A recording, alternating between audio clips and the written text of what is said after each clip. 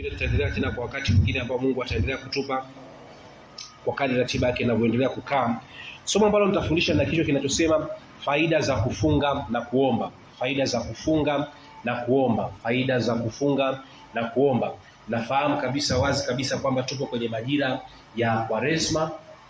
Majira ya Kwaresma, siku 40 za mafungo, na tunaendelea nazo katika kanisa, na tuna wengine ambao wanaendelea kufunga, kuna wengine ambao hawafungi, kuna wengine wanaendelea na kitu cha namna mbalimbali. Kwa hiyo tumetamani kabisa kufundisha hichi kitu kwa msingi ambao kwa dakika hizi chache ambazo tunazo. Na kabla sijaanza kutaja sababu ambazo na faida zake, ninatamani sana kuweka hichi kitu wazi kabisa, kwa sababu kwa neema ya Mungu katika timu yetu tumepata nafasi baba ya kuzunguka katika makanisa mengi. Kwa hiyo tunaona kitu, tunaona utofauti, tunaona na mahali ambapo tunaenda sana. Kwa neema ya Mungu kuna makanisa ambayo yanasisitiza sana swali la kufunga.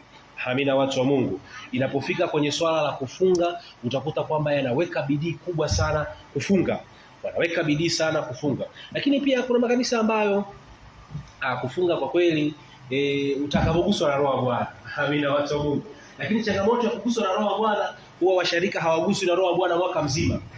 Amina, watu wa Mungu. Mwaka mzima unaweza ukaisha hajawahi kufunga, hajawahi kufanya huduma yote. Na inakuwa ni changamoto kubwa sana kuona ushindi ambao tunautamani kumuona Kristo akitusaidia katika maeneo mbalimbali, kutokana na faida ambazo nitakutajia. Kwa sababu tunatamani kumuona Kristo akitupa ushindi katika maeneo mengi.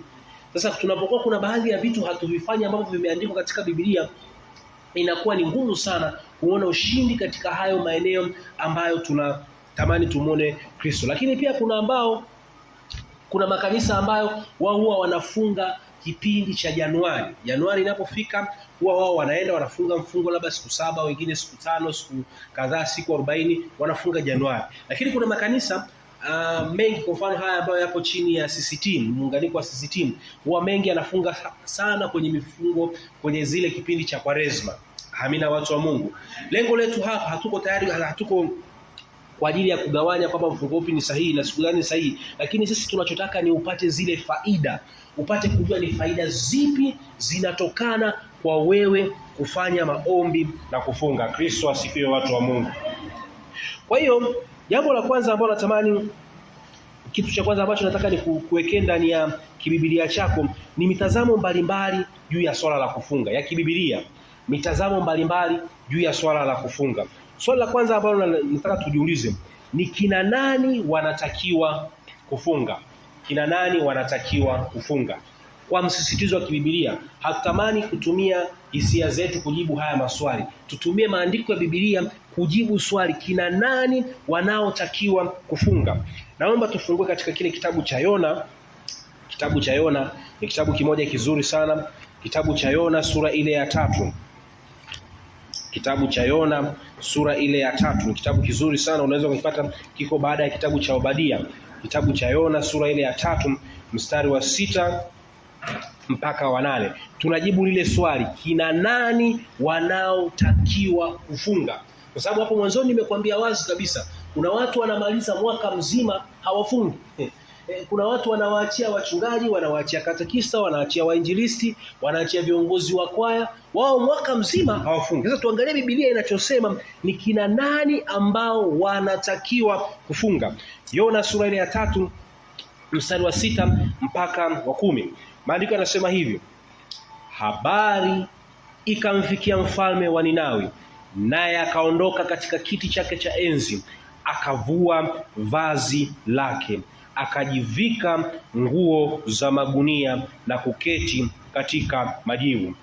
Naye akapiga mbiu, akatangaza habari katika mji wa Ninawi kwa amri ya mfalme na wakuu wake, kusema, mwanadamu asionje kitu, wala mnyama, wala makundi ya ng'ombe, wala makundi ya kondoo, wasile wala wasinywe maji, bali wafunikwe nguo za magunia, mwanadamu na mnyama pia, nao wamlilie Mungu kwa nguvu, naam, na wageuke kila mtu akaache njia yake mbaya na udhalimu ulioko mikononi mwake. Kristo asifiwe, watu wa Mungu. Tukimsoma Yona huwa tunafahamu tu ile story ya kwamba alimezwa na samaki, ghafla akatemwa akiwa katika kijiji cha Ninawi. Lakini hapa nataka tuangalie maneno makubwa sana yaliyotoka katika mji ule wa Ninawi. Mfalme aliamuru kufunga kwa nchi nzima. Sasa Biblia inapoweka rekodi ya vitu vilivyoamriwa kufunga ni kwa ajili ya manufaa yetu. Amina, watu wa Mungu. Ukiangalia hapa katika mstari wa 6 mpaka wa 8 utaona vitu vifuatavyo. Kitu cha kwanza ni wanadamu. Wanadamu. Hakusema kwamba makuhani, hakusema kwamba wachungaji, hakusema kwamba wainjilisti, hakusema kwamba waimba kwaya. Alisema wanadamu. Maana yake kila mtu lazima afunge. Lakini tunafahamu kwenye kundi la wanadamu tuna makundi ya aina mbalimbali ya wanadamu. Amina, watu wa Mungu. Tuna makundi ya aina mbalimbali ya wanadamu. Maana yake tuna kundi la wanadamu ambao ni watu wazima. Amina. Lakini pia tuna kundi la wanadamu ambao ni watoto. Sasa hii ilikuwa ni amri ya mfalme. Asione mtu.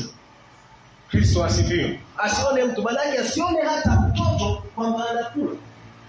Ni amri ya mfalme hiyo. Lakini jambo lingine la ajabu katika kitu ambacho tunakitazama mahali hapa ni swala la mifugo. Wanyama kabisa wa kufugwa. Nao mfalme aliamuru kabisa nao wafunge.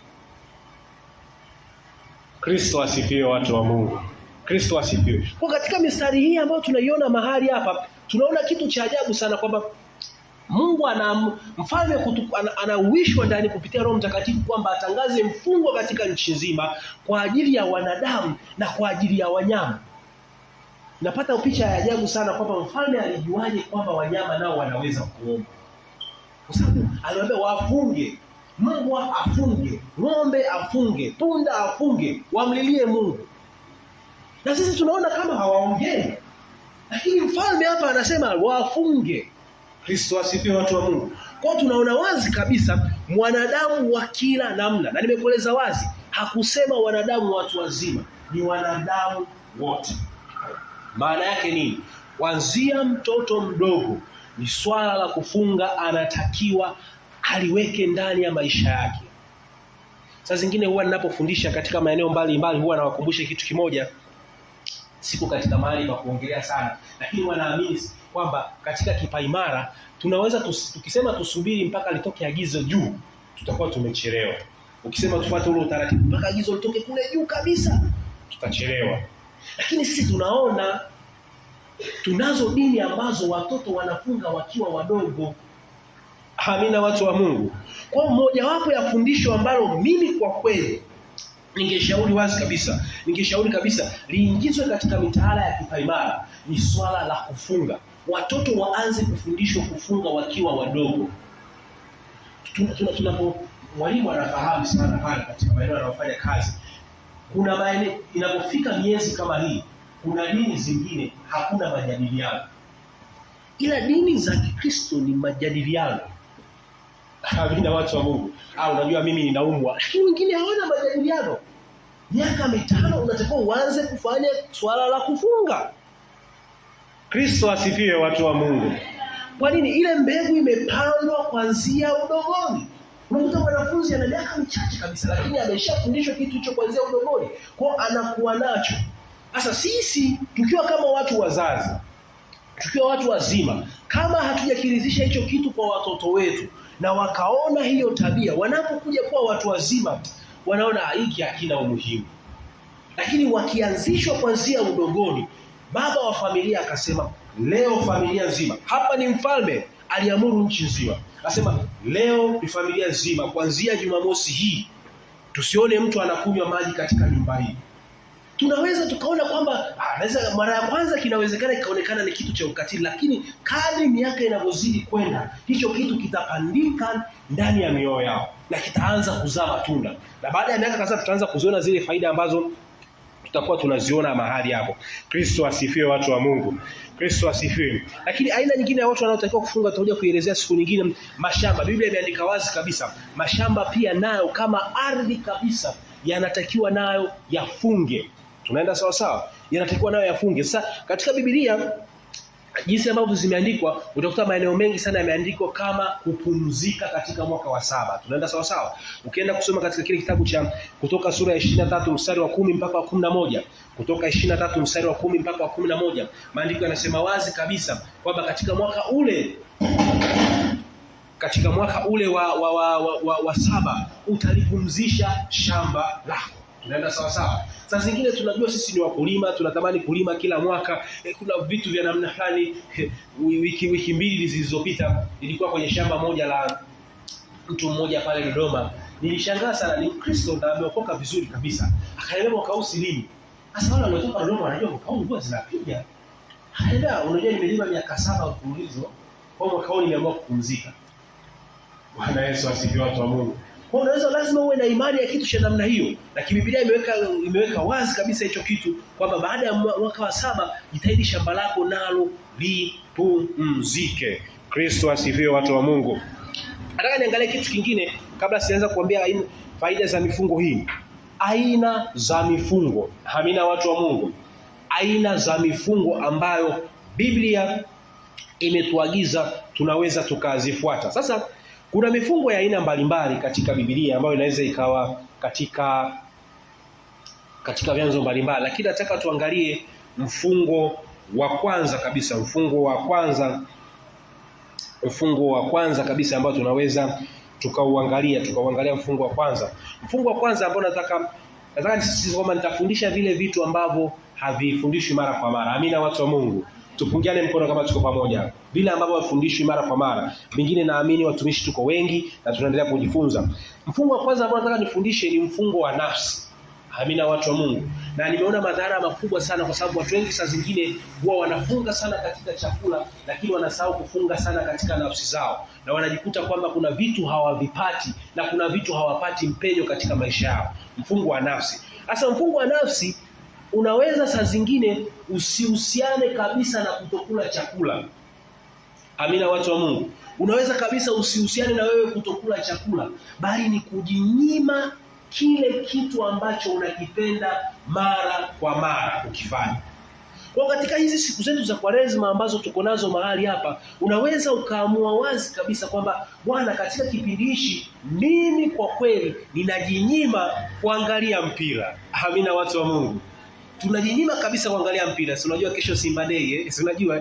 Unasema kabisa mimi kwa kweli najinyima kabisa sitoangalia mpira. Ni mfungo kabisa na Mungu anauhesabu kwamba huo ni mfungo mbele zake.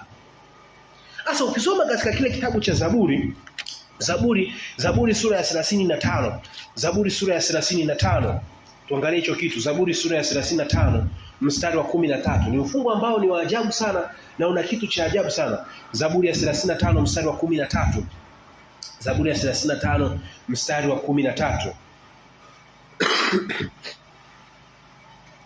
Maandiko yanasema hivi: bali mimi walipougua wao, nguo yangu ilikuwa gunia. Asa angalia anachokisema. Nalijitesa nafsi yangu kwa kufunga, maombi yangu yakanirejea kifuani mwangu. Angalia anachokisema. Huyu hakufunga kula chakula, alijitesa tu nafsi yake. Alizuia nafsi yake kupata baadhi ya vitu. Angalia kilichorudishwa, hamu ya kuomba ikarudishwa katika maisha yake. Watu wa Mungu, mojawapo ya kitu ambacho sijamtumikia Mungu miaka mingi sana baba, lakini kuna kitu nimekigundua hicho. Katika utumishi na katika kumtumikia Mungu, kuna vitu lazima ulipe gharama na uviache. Hauwezi kuishi maisha kama watu wengine. Amina, watu wa Mungu. Hauwezi kuishi maisha kama ya watu wengine. Ndio maana kuna mtu mwingine, tukipata nafasi ya kujifunza siku moja tofauti ya dhambi, makosa na maovu, kuna mtu mwingine yeye kutumia Coca-Cola kwake ni kosa. Na Mungu analihesabu kama ni kosa kubwa. Lakini watu wengine wanakunywa tu bila shida. Tunaona sasa. Kuna mwimbaji mmoja mkubwa sana hapa, anasema akitumia tu soda ya Coca-Cola, yani anapata shida kabisa na anaona inapata shida. Lakini wengine wanapiga tu. Anapiga haina shida. Sasa nachotaka nikueleze nini? Katika maisha kuna vitu ambavyo Mungu anavizuia usivifanye kwa ajili ya wewe kuvifikia. Kuna watu hapa, kwa mfano huyu alikuwa hamu ya kuomba imepungua. Roho Mtakatifu akasisitiza funga nafsi yako. Alipofunga katika nafsi yako, alipojizuia labda kuangalia TV muda mrefu, alipojizuia labda kufanya vitu fulani kwa muda fulani, ghafla kiu ya maombi ikarudi. Na hichi kitu Mungu anasema sana na watu katika vijana wengi sana katika kipindi hichi. Mojawapo ya kitu ambacho wanatakiwa wafundishwe ni mfungo wa kutumia simu. Inawezekana huku haupo, lakini nataka nikuhakikishie kuna mfungo kabisa wa kutotumia simu. Jaribu. Kama unafikiri ni rahisi. Kama unafikiri ni rahisi, chukua simu yako, kaa siku 2 unaigusa. Kristo asifiwe. Kristo asifiwe. Unaweza kusema ni mfungo mwepesi. Jaribu. Lakini ni kitu ambacho utakueleza, utaona ni kitu kigumu. Ukiangalia hawa wazazi wetu, moja ya kitu kilichowafanikisha ni kwamba hawakuwa na vitu vingi sana ambavyo vinachukua akili yao. Sasa simu za siku hizi zina vitu vingi sana ambavyo vinachukua akili yake. Mtu anaweza akawa yuko Igunga lakini ghafla yuko Dar es Salaam hapa akiwepo. Na akiwepo kwenye ibada.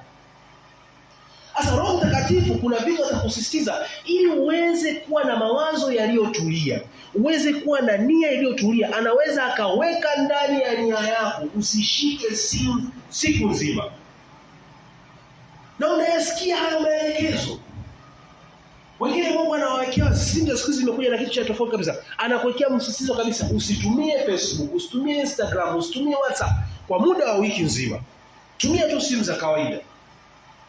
Nataka nikueleze kitu. Ghafla unapoenda kufanya kitu cha namna hii, ghafla kile kitu kaangalie, huyu alipojitesa nafsi yake, maombi yalirudishwa. Kuna watu ambao nakumbuka kabisa nilimwambia kabisa, hebu acha kutumia mitandao ya kijamii kwa muda wa wiki nzima. Alikuwa ni mtu ambaye akilala anaota ndoto, anapata maono kabisa. Anaweza akaota ndoto akagundua vitu. Alikuwa anatembea katika huduma nzuri ya kinabii, hasa katika wale ambao watu wanalala na kuona. Lakini akawa analalamika ghafla kile kitu kimepotea. Amefunga na kuomba na kula chakula. Amefunga mifungo yote unaijua. Nikamwambia sasa, hebu pamoja na kwamba umefunga, siamini kwamba Mungu asikii. Kuna kitu hebu tuanze kukitesa katika nafsi. Acha kutumia simu usiku. Asubuhi usitumie. Unatumia simu ya kupiga tu na kuna nini. Akafanya hivyo tu kwa muda wa siku 3. Ghafla akaanza kuona yale maono yakirudi usiku tena. Ndoto zake zikirudi usiku. Kwa nini? Alifunga katika nafsi na kitu kikamrudia. Kristo asifiwe, watu wa Mungu. Kristo asifiwe. Kwa ninachotaka uelewe mahali hapa, huyu sio lazima afunge chakula. Amina, watu wa Mungu. Unafunga kitu fulani. Kuna mchezo, kuna tamthilia ambayo unaipenda. Yaani unasema kabisa ibada imechelewa lakini kiukweli unawahi tamthilia, si ndio? Tunaenda sawa sawa. Mungu anaweza akakuwekea msisitizo kabisa, funga hiyo tamthilia. Usiangalie mahali hapo. Mara ya kwanza Mungu ananifundisha hichi kitu, baba, nilikuwa napenda mpira. Mara ya kwanza Mungu ananifundisha hichi kitu, aliniambia nisiangalie kombe la dunia. Sasa kombe la dunia watu wote wanatoka kwenda kuangalia. Sasa mimi nisiende kweli? Kwanza unabakije? Unajionaje wewe kwanza hapo? Unabakije? Tunaongea hapa lakini kesho kuna mechi kesho kuna mechi kesho. Lakini Mungu alianza kunieleza hicho kitu. Sasa wenzangu wote wameenda kuangalia, lakini nikaanza kugundua kwamba kuna uisho wa Roho Mtakatifu unaokosa nafsi yako inapokuwa na vitu vingi sana.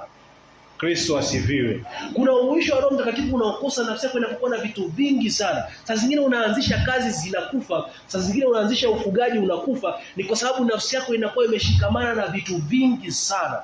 Ndio maana Roho Mtakatifu atakusisitiza sana, kuna aina ya mifungo ufanye ili uweze kufikia. Lakini mfungo mwingine ambao nataka tuangalie ni mfungo ambao tumekuwa tukiufahamu mara kwa mara, ni mfungo wa chakula. Amina, watu wa Mungu. Ni mfungo wa chakula. Huo kwa kweli tunafunga. Amina, watu wa Mungu. Huo tunafunga kabisa.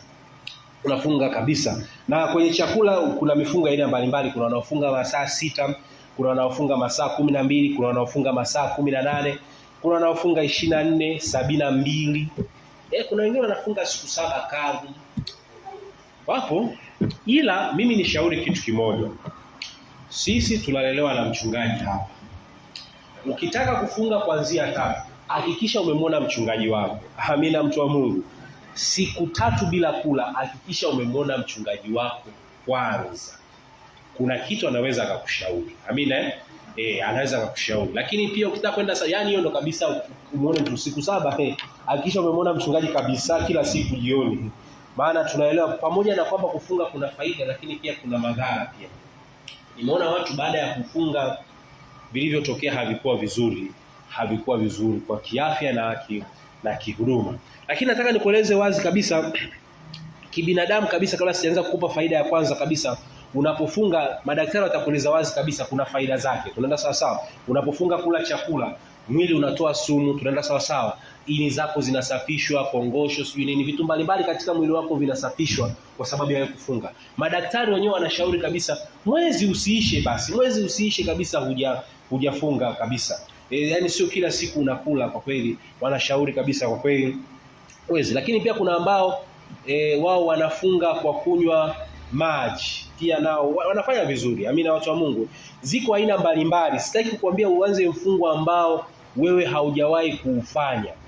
Kristo asifiwe, watu wa Mungu.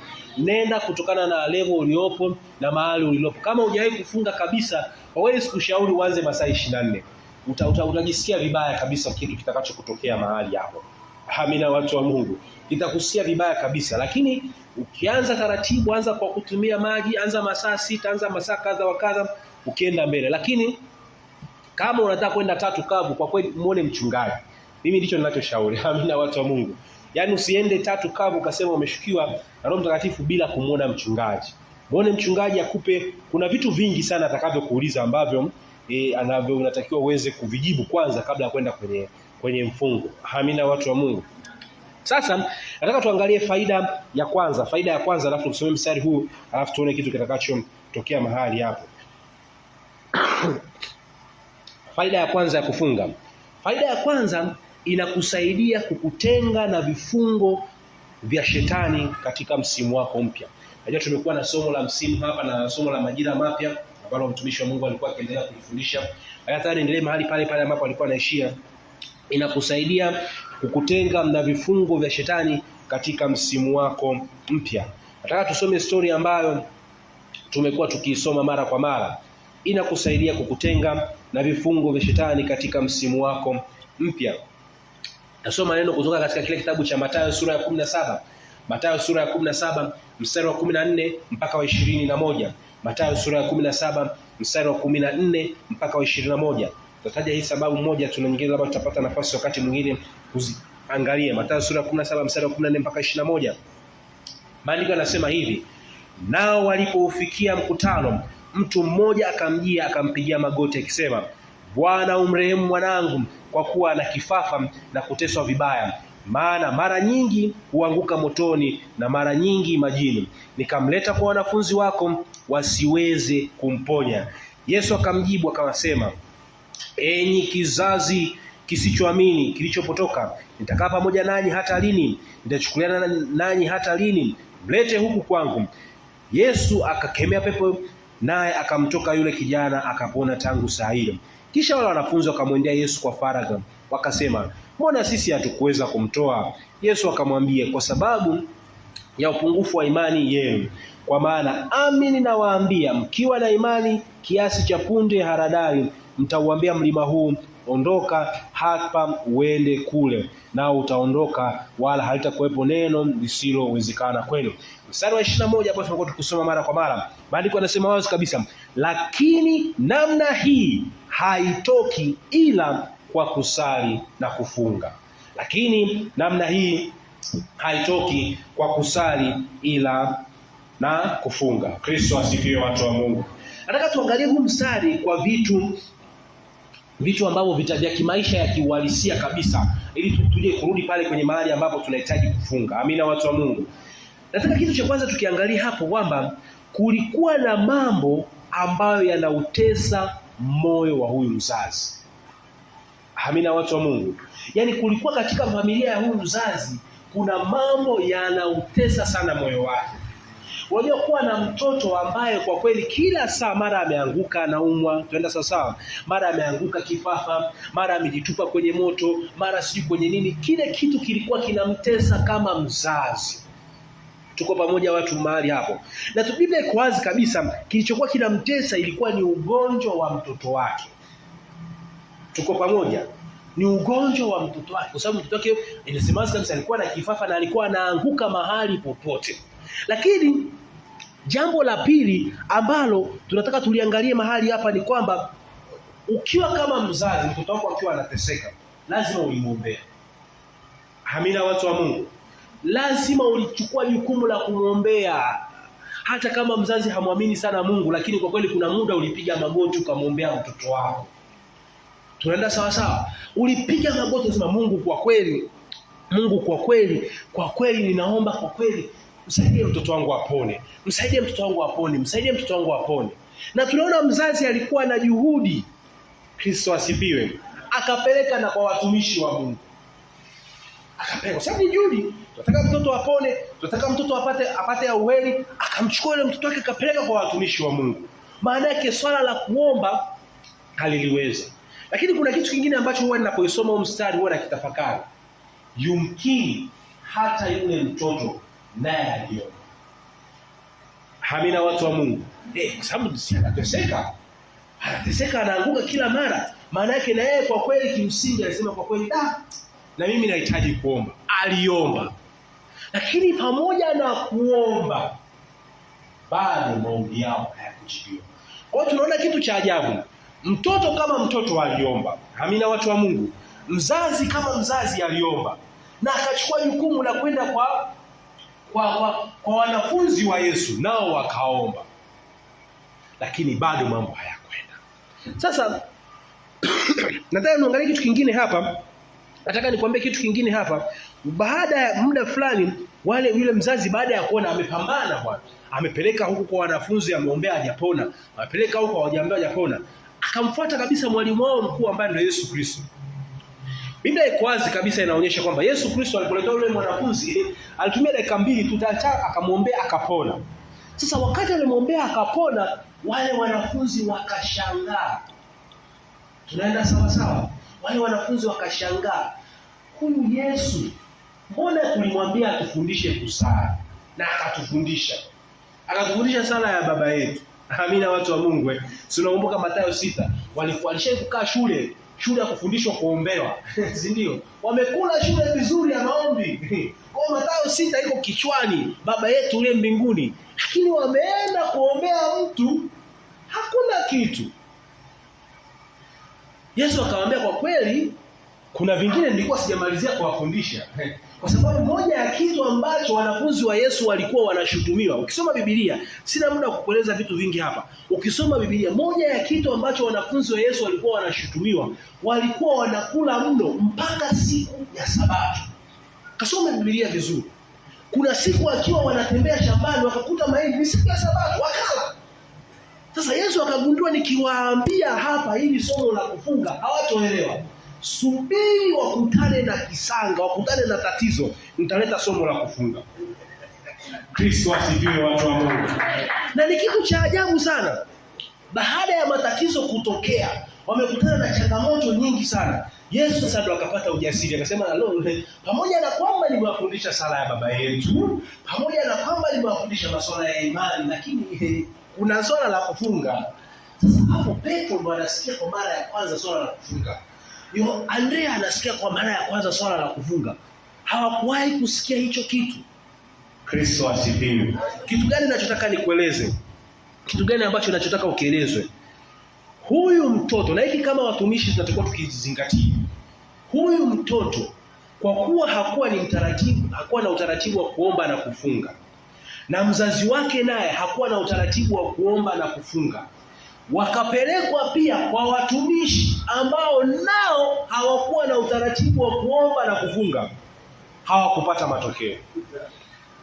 Kristo asifiwe.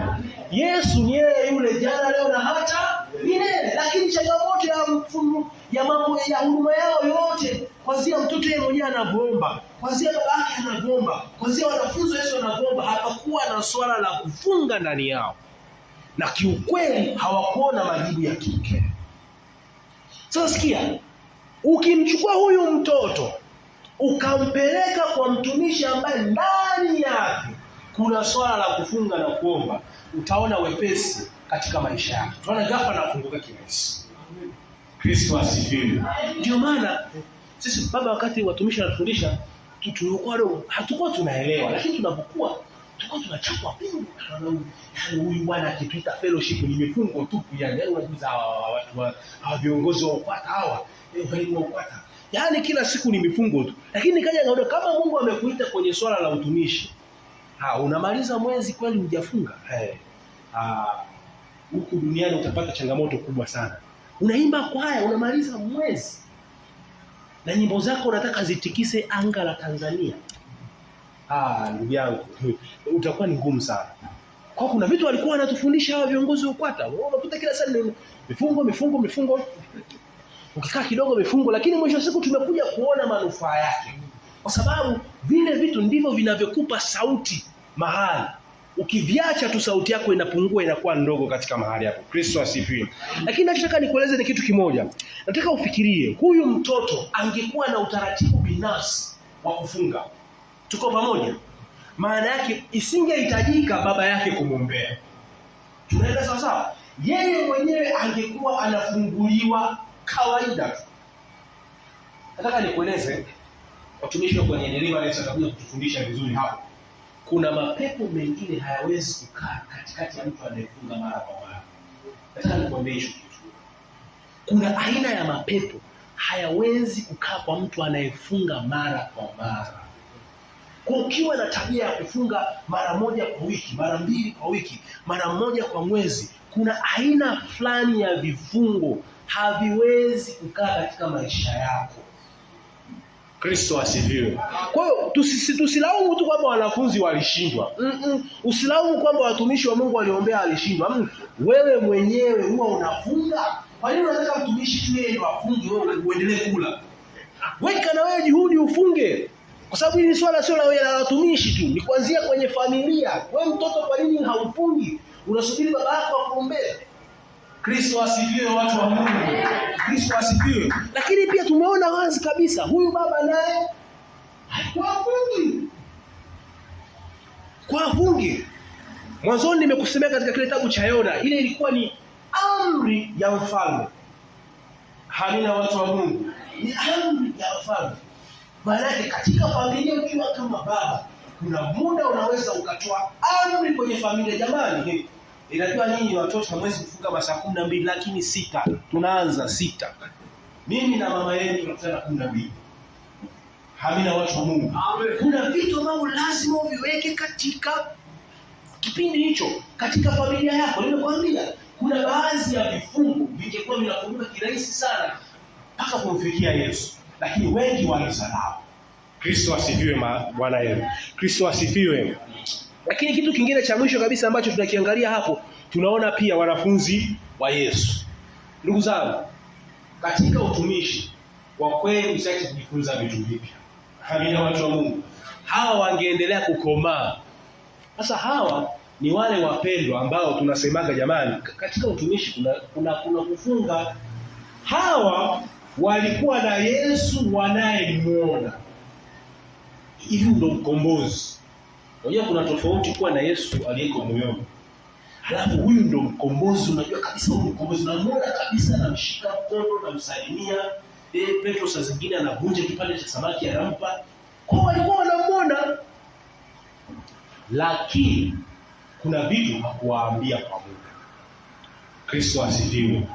Kuna vitu hakuwaambia. Ndio maana kuna vitu vingine kusoma katika Yohana sura ya 14 inasema nayo mambo mengi ya kuwaambia, lakini atakapokuja Roho Mtakatifu ataendelea kufanyaje? Kuwafundisha. Mojawapo ya kitu ambacho aliwaambia kabisa kina Petro, kwa kweli kuna swala la kufunga. Kwa kweli hili msiliache. Kama unataka kumtumikia Mungu na kama mnataka kuona kanisa linakuwa, watu wa Mungu kabisa, nataka nimtoe huu wito katika utumishi. Lazima tuchukulie maombi ya kufunga serious. Lazima tuchukulie swala la kufunga serious. Tusiachie kikundi tu cha watu, tusiachie tu kikundi cha uamsho. Tunaenda sawa sawa? Tusiachie tu kikundi cha uamsho. Hivi mimi niwaulize swali moja ambalo huwa nawauliza watumishi wengi sana. Wewe umekabwa na huko usiku, umekabwa na mambo wewe? Tunaenda sawa sawa. Ndio maana nakwambia ni vizuri watu wengi tukiwa watu wengi. Mchungaji na katekista wako wao. Tunaenda sawa sawa. Wewe umekabwa nyumbani, yule kakabwa nyumbani, na kakabwa nyumbani. Mchungaji sio Roho Mtakatifu. Akiwepo hapa hayuko nyumbani. Tunaenda sawa sawa. Akiwepo hapa yupo nyumbani.